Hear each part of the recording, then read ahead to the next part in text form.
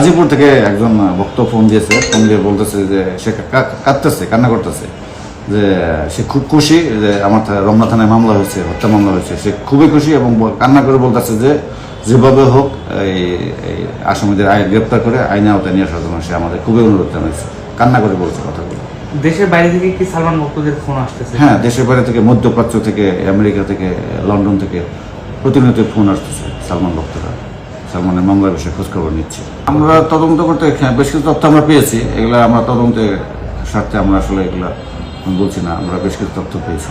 সালমান ভক্তদের যে ইমোশনস, যে যেটা চাওয়া চাচ্ছে, যেটা এটা কিন্তু আমরা খুব পজিটিভলি নিয়েছি। আমরা এটা তাদের যে আকাঙ্ক্ষা, এটা আমরা এই মামলা তদন্তের স্বার্থে আমরা ভালো তদন্ত করতে পারি, গুড ইনভেস্টিগেশন যাতে করি, যাতে সবার ফোকাসড এদিকে যে মামলাটা কিভাবে আগাচ্ছে।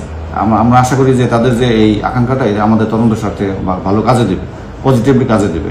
আসলে দেখেন, এই মামলাটা একটা খুবই চাঞ্চল্যকর একটা মামলা। এই মামলা তদন্ত আমরা করতেছি। আমরা মামলার যে আসামি যারা আছেন, যেমন আসামি, তাদের বিষয়ে আমরা খোঁজখবর নিচ্ছি এবং তাদের অবস্থান সম্পর্কে বিভিন্ন জায়গায় আমরা খোঁজখবর নিচ্ছি। এটা তো তার ব্যক্তিগত বিষয়, এটা তার টোটালি ব্যক্তিগত বিষয়।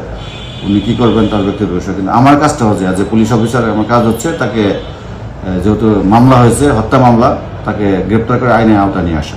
আমরা তো তাদের বিষয়ে খোঁজখবর নিচ্ছি, তাদের অবস্থান সম্বন্ধে জানার চেষ্টা করতেছি। আমরা তো বললাম তাদেরকে পেলে অবশ্যই আমরা আইনে আওতা নিয়ে আসবো।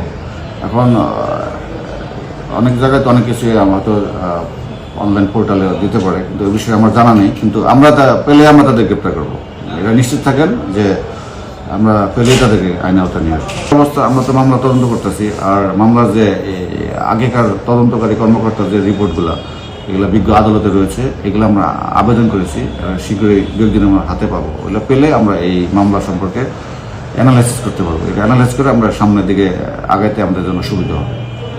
জিজ্ঞাসাবাদ হচ্ছে সালমানের যে মামলার এজাহারকারী, ওনার সাথে তো আমাদের প্রতিনিয়ত কথা হচ্ছে, সামনাসামনি কথা হচ্ছে। এবং 2 সালমান ভক্ত যারা ওই সময়ে অনেক ঘটনা জানে, বিষয়গুলো অবগত আছে, তাদের সাথে আমরা সামনাসামনি কথা বলেছি, তাদের বক্তব্যগুলো আমরা নিয়েছি। সালমানের মায়ের সাথে আমাদের যোগাযোগ করছি, সাথে আমরা কথা বলিনি, তাদের কয়েকজনের সাথে আমরা অবস্থান শনাক্তের চেষ্টা করতেছি, তাদের বিষয়ে আমরা খোঁজখবর নিচ্ছি, তাদের অবস্থান শনাক্ত করলাম। আপনারা জানেন যে সালমান বাংলা চলচ্চিত্রের অত্যন্ত জনপ্রিয় নায়ক ছিল। তার যে সিনেমাগুলো সে করেছে, কোনো ফ্লপ কোনো সিনেমা নেই, সবগুলো তার হিট সিনেমা ছিল।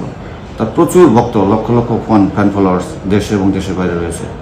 সালমানের, আমার জানার মতে, সালমানের কোনো হেটার্স, যারা সালমানকে অপছন্দ করে, এরকম লোক আমি কখনো দেখিনি, যেটা অন্যদের বেলায় প্রযোজ্য নয়।